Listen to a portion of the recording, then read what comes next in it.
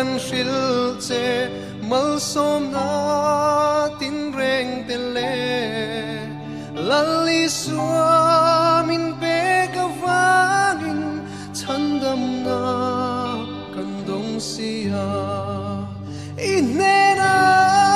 lom thu kan soi e le in silfen te le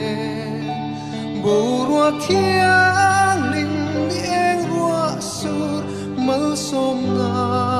tin reng te ne it hil siam rim moi ka shiat le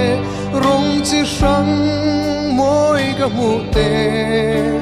mi sing siam chua thil lu song hi mal som na min pe kan ni mang ana